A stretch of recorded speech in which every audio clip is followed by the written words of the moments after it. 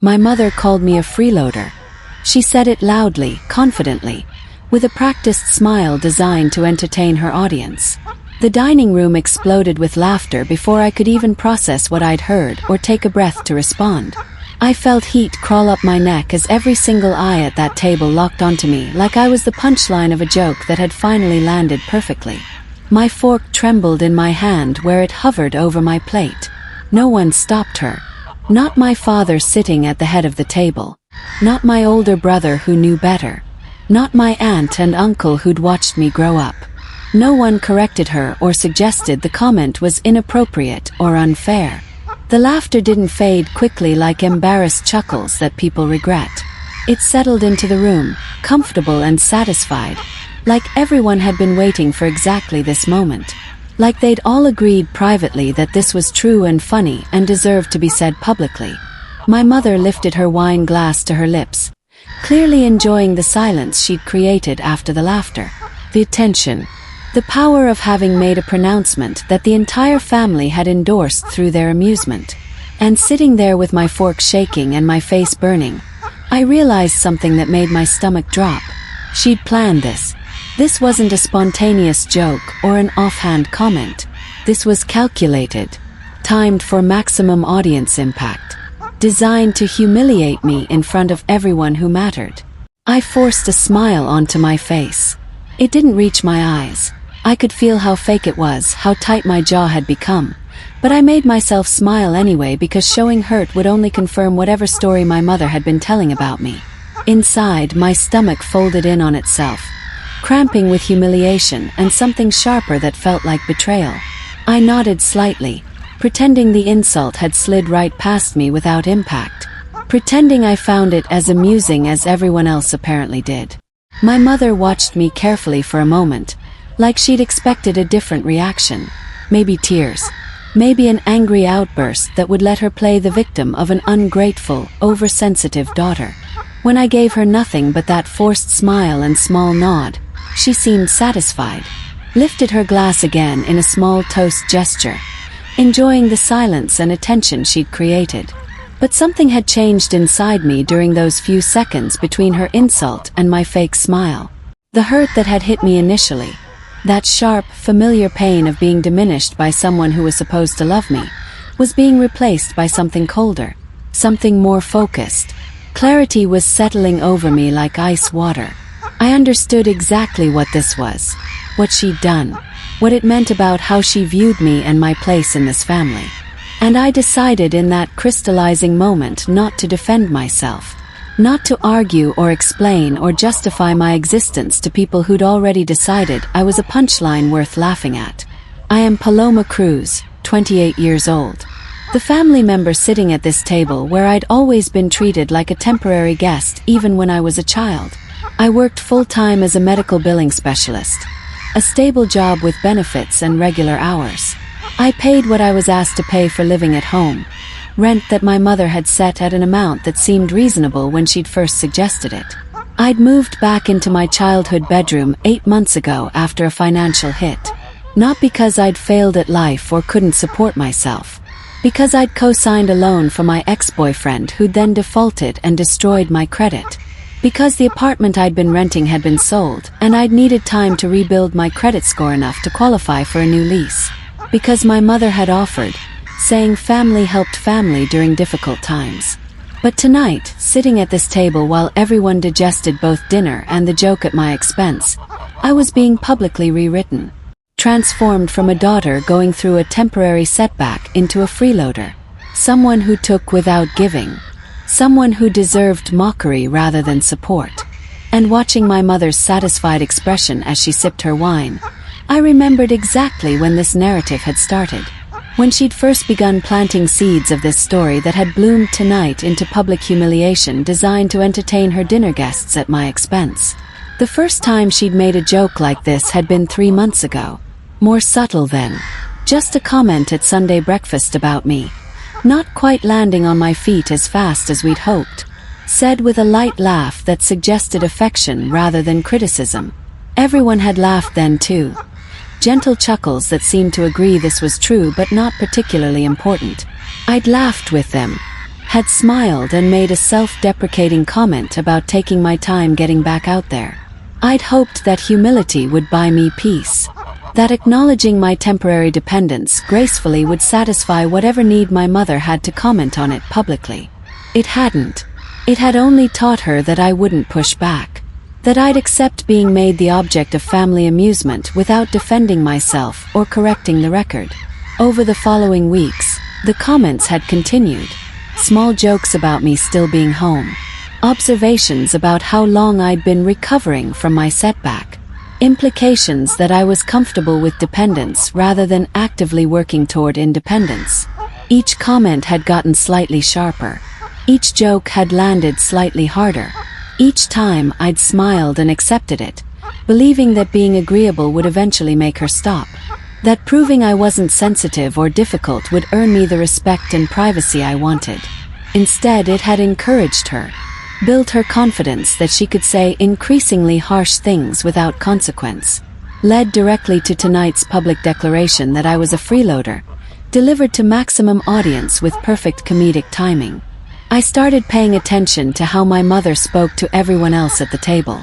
My brother Xavier got gentle teasing about his fantasy football obsession, delivered with obvious affection and pride in his interests. My aunt received compliments on the dessert she'd brought, thanked elaborately for contributing to the meal. My uncle's stories about his fishing trip were met with engaged questions and genuine interest. Everyone else got gentleness, pride, forgiveness for minor flaws, engagement with their interests and accomplishments. I got mockery designed to entertain others at my expense. I realized sitting there, still maintaining that fake smile while my food grew cold, that I was the contrast that made my mother feel superior. The family member whose struggles and setbacks could be turned into entertainment, whose presence gave everyone else something to feel better about in comparison. The family accepted it because accepting it was easier than challenging her. Because joining in on the laughter meant being included in the group, rather than defending someone they'd already decided didn't deserve defense. Because my mother's confidence in her narrative made questioning it feel awkward and unnecessary. But watching them all settle back into comfortable conversation after humiliating me publicly, I stopped craving their approval. Stopped wanting to prove I was worthy of their respect and affection. That desire had kept me silent, had made me accept treatment I didn't deserve. Now it was just gone, replaced by cold determination to protect myself from people who'd proven they didn't have my best interests at heart. Back at the table, while conversation flowed around me like I wasn't there, I started mentally listing everything I'd actually contributed. Rent, $600 a month for 8 months. $4,800 total. Utilities. I'd taken over the electric bill completely 3 months ago when my mother had complained about costs. Another $400. Groceries. I did the major shopping every other week, spending roughly $200 each time. 16 trips over 8 months. $3,200. Childcare help. I watched my brother's kids every Tuesday and Thursday evening so he and his wife could have date nights. 4 hours a week for 30 weeks. 120 hours of free babysitting. Errands. I drove my mother to appointments, picked up prescriptions, handled returns and shopping trips she didn't want to do herself. Countless hours and gas money never acknowledged or reimbursed. The accounting unrolled in my mind with absolute clarity. None of it fit the story she was telling. None of it supported the narrative of me as a freeloader taking without giving back. But she was telling that story anyway, confidently, to an audience that had no idea what the actual facts were. And that's when I remembered what was in my bag. The canvas tote I'd brought with me tonight, sitting now against the leg of my chair. Evidence. Documentation I'd been keeping not for this purpose originally, but because I'd always tracked my finances carefully. Because I liked knowing exactly where my money went and what I'd contributed. That documentation was going to become something very different now. I didn't pull anything out of my bag. Not yet. I just felt the weight of it there against my leg, solid and real and full of truth that contradicted the lies being told about me. Bank transfer confirmations showing rent payments made on time every single month without exception. Screenshots of text messages where my mother had asked me to handle various expenses and I'd confirmed doing so. Digital calendar entries logging every time I'd provided childcare, every errand I'd run, every task I'd handled.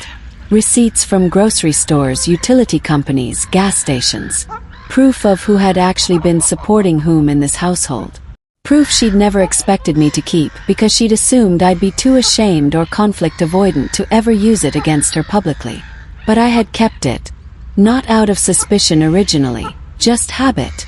Financial organization that had now accidentally become my greatest defense against her character assassination. I touched the edge of my bag with my foot, feeling that weight, knowing it was there, ready whenever I decided to use it. But I wasn't going to pull it out tonight. Not here, not now, while she was riding high on her successful humiliation of me. That would be reactive. Emotional. Exactly what she'd expect from someone she'd painted as immature and freeloading. Well, I was going to wait. Going to plan this carefully. Going to choose my moments strategically rather than defending myself desperately in the moment of attack. Dessert was served. A chocolate cake my aunt had brought, the one my mother had complimented earlier. Slices were distributed. Conversation had moved on from my humiliation to other topics. Weekend plans. Xavier's upcoming work conference. My uncle's plans to renovate his basement. The laughter that had greeted my mother's joke had faded into smug satisfaction. Everyone seemed comfortable again, pleased with themselves for having participated in a family moment that had reinforced their shared narrative about me. My mother believed the moment was over. I could see it in her relaxed posture, her easy smile as she chatted with my aunt. She thought she'd won, delivered her joke successfully, gotten the response she wanted, moved on without consequence. She thought the story was finished, that she'd successfully rewritten me as a freeloader in everyone's minds and I'd accepted it without protest. I let her believe it, took a bite of cake and nodded along with conversation I wasn't really part of. Answered briefly when directly addressed but didn't try to insert myself into discussions I wasn't welcome in. People were careless when they thought the story was finished. When they believed their victory was complete and secure. They stopped being careful about what they said. Stopped guarding against consequences they didn't think were coming. My mother's guard was completely down now. She'd achieved what she wanted without any resistance from me. That false sense of security was going to be her greatest vulnerability. As dessert ended and people started gathering dishes, my mother added one more comment, softer this time, almost thoughtful, said to my aunt but loud enough for everyone to hear. Some people just don't grow up as fast as others. Some need more time to figure things out. She wasn't looking at me directly, but everyone knew who she meant. My aunt made a sympathetic noise. Xavier glanced at me uncomfortably but said nothing.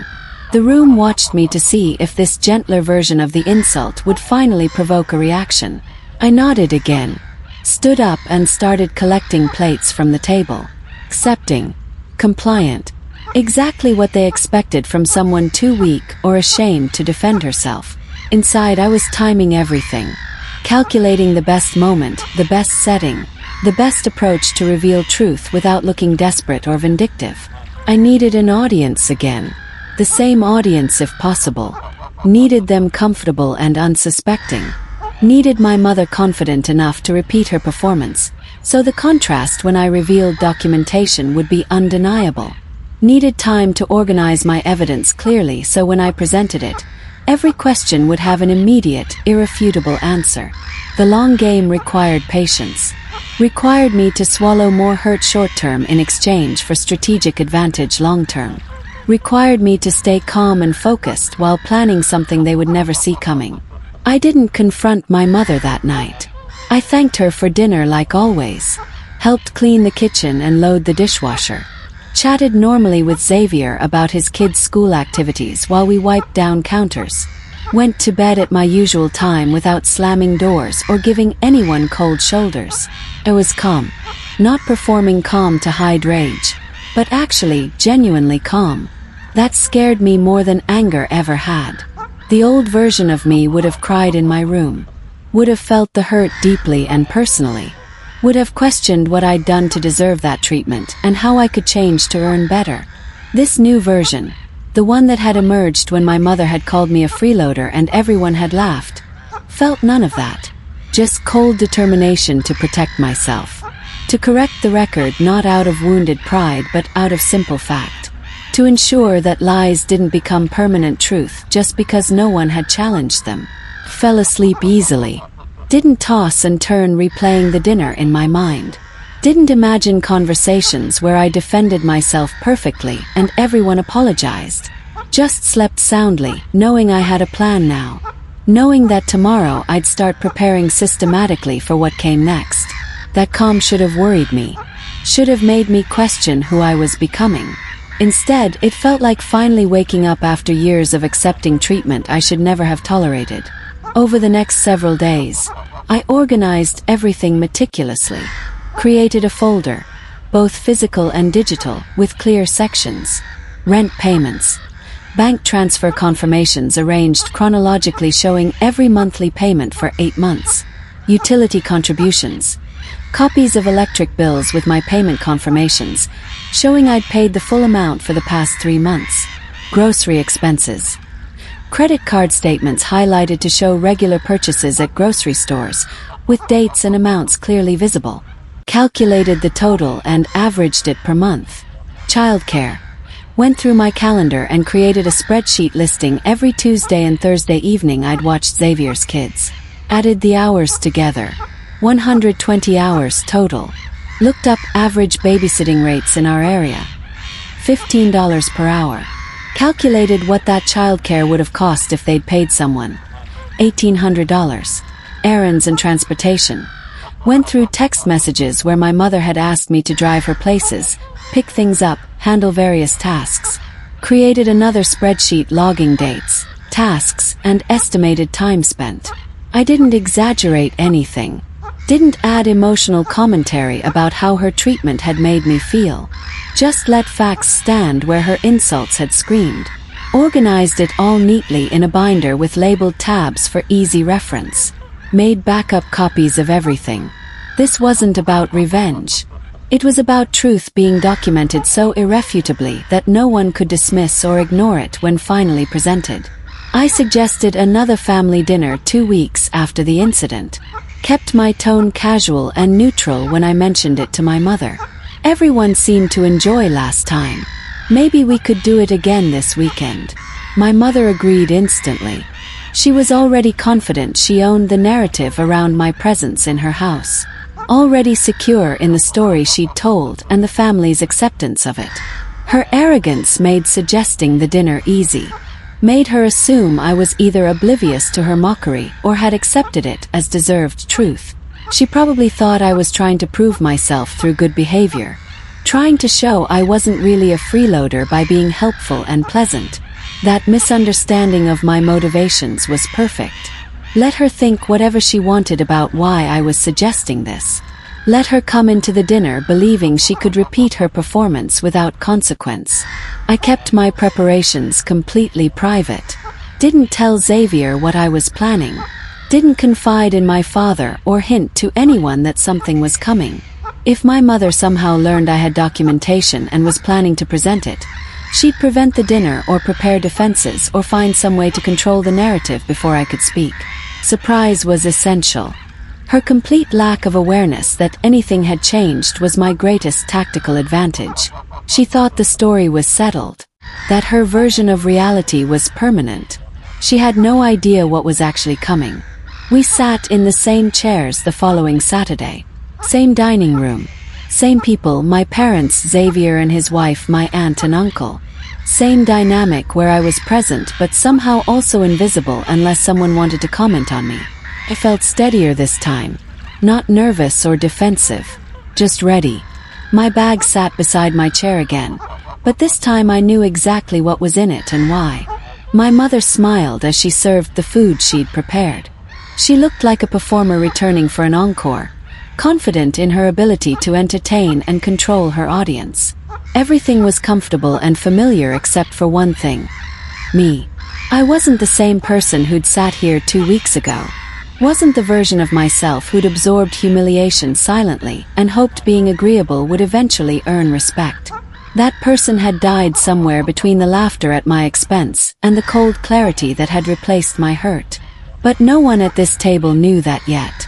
They still saw me as the same quiet, compliant daughter and family member who wouldn't make waves, who'd accept whatever role they assigned without protest.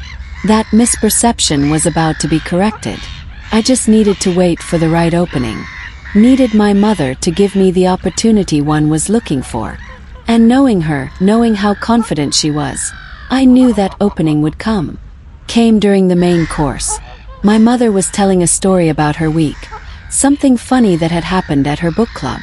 Everyone was laughing, engaged, paying attention to her. She was in her element. Then she pivoted smoothly, transitioning from her story to a comment clearly meant as a callback to her earlier joke. Of course, I had to cut the afternoon short because I needed to get groceries. Some of us still handle those responsibilities, even when there are younger people at home who could help. She glanced at me with a smile that looked affectionate but carried an edge. Though I suppose freeloaders don't generally volunteer for unpaid work. The room chuckled again. Not as loudly as last time. Some people looked slightly uncomfortable now, like maybe the joke had been made enough times. But they still laughed. Still endorsed her characterization without question. My mother looked satisfied, ready to move on to the next topic now that she'd reminded everyone of my supposed dependence. That was when I spoke. My voice was calm and steady, not angry or defensive. It was clear. If we're talking about freeloading and who contributes what to this household, I'd like to clarify some things. The room went still. Everyone's attention shifted to me immediately. My mother's smile tightened at the edges but didn't fall completely. She probably thought I was about to make an emotional defense that would make me look worse. About to prove her point by being sensitive and difficult. She had no idea what was actually coming. I reached into my bag and pulled out the binder I'd organized. Placed it on the table in front of me where everyone could see it. The physical presence of documentation changed the energy in the room immediately. This wasn't going to be an emotional argument they could dismiss. This was something concrete and prepared. I've been keeping track of my financial contributions since I moved back home 8 months ago, I said calmly. Since there seems to be confusion about whether I'm freeloading, I thought it would be helpful to review the actual numbers. I opened the binder to the first section. Bank transfer confirmations showing rent payments. I pay $600 a month in rent. That's been paid on time every single month for 8 months. Total, $4,800. I slid the paper across the table toward the center where people could see it. My mother's smile had frozen into something that looked painted on. She'd opened her mouth slightly like she was about to interrupt, but no words came out. I took over the electric bill 3 months ago at your request, I continued, pulling out the next section. That's been between $120 and $150 per month, total for 3 months. About $400. Another paper slid across the table. I do the major grocery shopping every other week. Average spending is $200 per trip. Over 8 months, that's 16 shopping trips. $3,200 in groceries I've purchased for this household.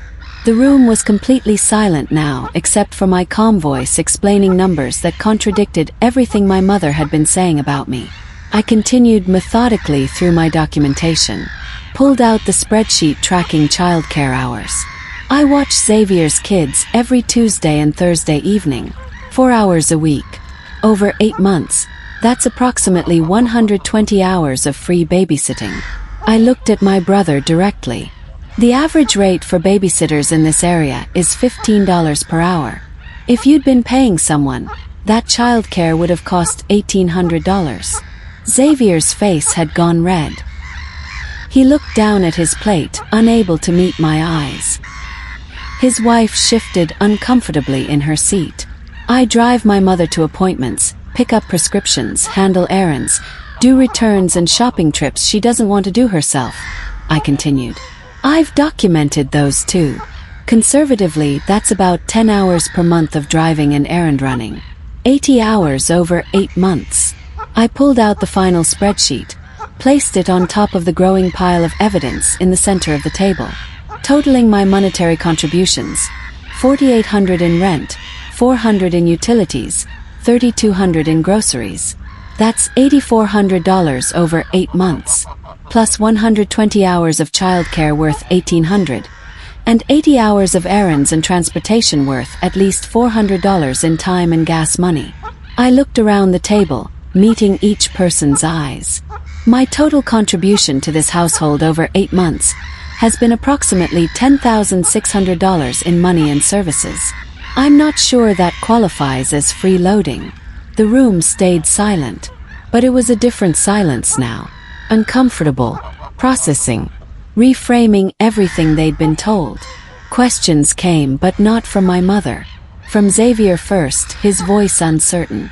"You paid for all the groceries. I thought Mom was buying those." "I've been doing the major shopping every other week," I confirmed. "Check the credit card statements if you don't believe me." My aunt spoke next, sounding confused. "But why would you pay rent and utilities and groceries? That seems like more than your share." "I pay what I was asked to pay," I replied simply. The rent was set by my mother. The utilities were requested 3 months ago. The groceries are because I eat here and wanted to contribute, and no one else was volunteering to handle that shopping. My mother tried to interrupt then, tried to pivot away from these facts. This is dramatic, Paloma. I was joking. Everyone knows I was joking." "It didn't feel like a joke," I said quietly. "Not when everyone laughed. Not when you repeated it tonight. Not when you've been making similar comments for 3 months without any indication you weren't serious." She laughed nervously, looking around the table for support. "You're being too sensitive, taking things too personally." But the defense sounded hollow now. The numbers I'd presented didn't bend to emotional interpretation. Either I'd contributed those amounts or I hadn't. Either the documentation was real or it wasn't. Everyone at the table could see it was real. Could see that the story they'd been accepting about me didn't match factual evidence now sitting in front of them. My mother's authority in defining reality was slipping with every second of silence that followed her weak attempts to dismiss what I'd shared. My mother tried harder to deflect, her voice rising slightly with stress she was trying to hide. "You're making me look bad in front of everyone. This is ungrateful, Paloma. Dramatic and ungrateful after everything I've done for you." The words sounded rehearsed, like she'd prepared this response in case I ever challenged her. But they also sounded hollow, empty of real conviction. "I'm grateful you let me move back home when I needed somewhere to stay," I replied evenly. "But that gratitude doesn't mean accepting being called a freeloader in front of family when it's demonstrably untrue." "You're embarrassing me," she said, her voice sharpening into something more desperate. "You're twisting everything, making yourself look like a victim." "I'm not twisting anything. I'm providing documentation of actual contributions. You can verify every single number I've shared." No one laughed now. No one jumped in to support my mother's characterization of this confrontation as me being dramatic or oversensitive. They were all processing, looking at the papers on the table, doing their own mental math. "You've always been too sensitive," my mother tried again. "Can't take a joke. Can't handle any criticism without making it into a big production." But even as she said it, her voice lacked its usual confidence. The accusation that should have made me defensive just sat there in the air, obviously not fitting the calm, documented presentation I'd actually made. I hadn't yelled, hadn't cried, hadn't made emotional accusations, just shared facts. And that made her attempts to paint me as overly dramatic and sensitive ring false to everyone watching. The shift happened gradually, then suddenly. My uncle spoke first, his voice quiet but clear. "Paloma, thank you for clarifying all this. I think we made some assumptions that weren't accurate." My aunt nodded, looking uncomfortable. "I'm sorry. I didn't realize you were contributing so much. I just believed." She trailed off, not wanting to finish the sentence. But we all knew what she'd believed. Whatever my mother had told her privately about me being a burden and a freeloader. Xavier cleared his throat. Thanks for watching the kids. We didn't know you were keeping track, but you're right about the hours. And we should have been paying you something. His wife added softly. I'm sorry we laughed. That wasn't kind. The story was rewriting itself in real time. Person by person, they were rejecting the narrative my mother had constructed and accepted something closer to truth. They could see documentation proving I'd contributed significantly. Could see my mother's jokes hadn't been harmless or based in reality. Could see they'd participated in something unfair. My mother felt it slipping away. I could see panic rising in her expression as she realized she was losing control of how the family viewed both me and her treatment of me. Her authority to define reality, to be believed without question, was eroding with every small apology and acknowledgement from people who'd previously supported her mockery without question. My mother snapped. The careful control she usually maintained cracked completely under pressure. This is ridiculous. I took you in when you had nowhere else to go. Could have said no. I could have told you to figure it out yourself like an adult. But I didn't. Helped you. And this is the thanks I get. Public humiliation. Her tone had sharpened into something cutting. Something that revealed more than she probably meant to show. You've always been like this. Always needing more attention. More validation. More proof that people appreciate you. It's exhausting, Paloma. Constantly having to reassure you that you matter when honestly you're just not that important compared to everything else I have to manage. The room went completely silent. Even my father, who'd been quiet through all of this, looked shocked. What my mother had revealed in her anger was the resentment underneath her jokes. The comparisons she'd been making privately. The entitlement she felt to define my worth and contributions however suited her needs. This wasn't about me being too sensitive to handle a joke. This was about her needing someone to diminish to feel superior. And she'd been doing it systematically for months, turning that private resentment into public mockery that the family had endorsed through their laughter. Everyone could see it now. The ugly truth underneath the jokes. The actual contempt driving her treatment of me. She realized her mistake too late. Tried to backtrack, soften her tone. I didn't mean, I'm just stressed. You caught me off guard with all this. But the damage was done. You couldn't unsay words like that. No one sided with her. The silence that filled the room after her outburst wasn't uncertain anymore. It was disapproving, uncomfortable. People looked at her differently now. Not with the admiring attention she usually commanded, but with something closer to disappointment. There was no shouting. No one condemned her explicitly or told her she was wrong.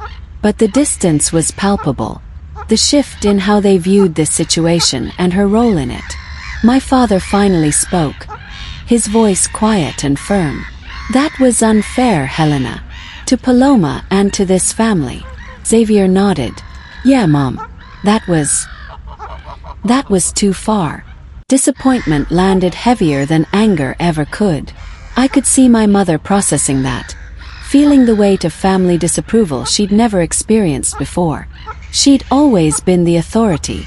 The one whose opinions shaped how everyone else viewed situations. Now that authority was undermined by her own words revealing exactly how she'd been thinking about me for months. I stood slowly. Not dramatically or angry. Just calmly. Gathered my documentation and put it back in my bag. The evidence had done its job. Everyone at this table now understood the truth about my contributions and her characterization of me as a freeloader. I didn't need to say anything else. Didn't need to demand apologies or wait for my mother to acknowledge what she'd done. The truth was visible now. That was enough. I spoke quietly to the room in general, not to my mother specifically. Thank you all for listening. I know that was uncomfortable. But I needed you to understand the actual facts instead of just accepting what you'd been told about me. I picked up my bag and walked toward the door. No dramatic exit speech. No parting shots at my mother. No attempts to make her feel as small as she'd made me feel. Just dignity intact, heart pounding with adrenaline, shoulders lighter than they'd been in months. My father followed me into the hallway. "Paloma, wait.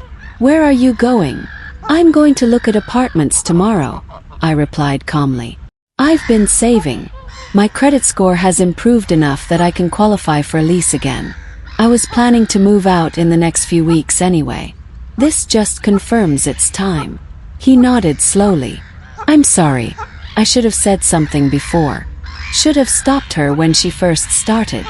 "Yeah," I agreed quietly. "You should have. But you didn't.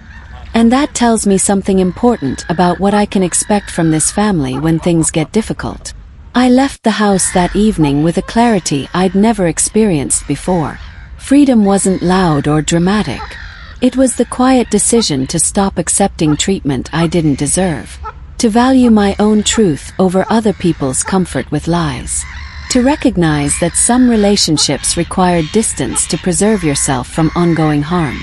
And that was exactly what I was choosing. Freedom, self-respect, is. The family dynamic fractured after that evening. Not explosively, not with shouting matches or permanent rifts. But something fundamental had changed that couldn't be undone. My mother's influence within the family shrank noticeably. Her opinions were no longer accepted without question. When she made characterizations about people or situations, family members actually asked for other perspectives instead of just believing her version of events. Her jokes about me or anyone else stopped landing. People didn't laugh anymore when she tried to get entertainment from mocking family members. The comfortable cruelty she'd practiced for years, that the family had participated in through their laughter and acceptance, had lost its social permission. Xavier and his wife started paying me for childcare. Not the full hourly rate, but something. And they thanked me consistently instead of treating it like something I should just do as part of being family. My aunt apologized privately, more thoroughly than she had at the dinner. Admitted she should have questioned my mother's characterization of me instead of just accepting it. That she'd participated in something unfair because it was easier than creating family conflict. My father tried to convince me to stay, to work things out with my mother. But when I asked him directly whether he thought she'd actually change how she treated me, he couldn't honestly say yes. That inability to promise things would be different told me everything I needed to know about whether staying was wise or just prolonging inevitable pain. I moved forward with my plans. Found an apartment I could afford comfortably on my salary. It was small, a one-bedroom in an older building, but it was mine. Signed a lease without needing anyone's permission or approval. Moved out over the course of a weekend with help from Xavier and a couple of friends. My mother wasn't there during the move. She'd arranged to be elsewhere, unable or unwilling to face what her treatment of me had ultimately caused. That absence spoke louder than any conversation would have. Over the following months, I rebuilt the financial stability I'd lost when my ex had defaulted on the loan I'd co-signed. Worked extra hours when they were available. Paid down remaining debt methodically. Saved consistently. My independence wasn't just emotional now. It was concrete and measurable. I also rebuilt my sense of self-worth that had been eroded by months of mockery. I'd internalized more than I'd realized. Therapy helped with that. Learning to recognize that my mother's characterizations of me had been about her needs rather than my failures. That I'd actually been competent and responsible throughout a difficult situation. That accepting help temporarily didn't make me a burden or a freeloader regardless of how someone else had chosen to frame it. I learned not to accept narratives that shrank me to make others comfortable. To trust my own truth even when other people found it inconvenient. To value my own assessment of myself over other people's need to diminish me. Those lessons were worth more than any family approval I'd previously craved. I'm no longer the punchline at family dinners. Partly because I don't attend most of them anymore. Chose distance that preserves my peace over proximity that required accepting mistreatment. But also because something fundamental shifted that evening when I presented documentation contradicting my mother's narrative. The family learned that I wasn't someone who'd accept being diminished without response. That quiet didn't mean weak. That avoiding confrontation didn't mean I'd tolerate lies about my character and contributions. The power dynamic had always been that my mother could define reality and everyone else would accept her definitions without question. When I challenged that with facts she couldn't dismiss or spin, that power dynamic shattered. She couldn't control the narrative when evidence contradicted her story so completely. Looking back now, months later and settled in my own apartment, I understand what actually happened that night. I learned my worth independently of whether others recognized it. Learned that documentation and truth were more powerful than emotional arguments when challenging someone's false narrative. Learned that the most powerful response to mockery wasn't fury or tears. It was calm presentation of facts that spoke louder than any amount of shouting could. The table is silent now when family gathers. Or at least, the cruel laughter has ended. And for the first time in my life, that silence feels like justice rather than tension. Because everyone now knows the truth. And truth, documented and shared calmly, had proven impossible to laugh away.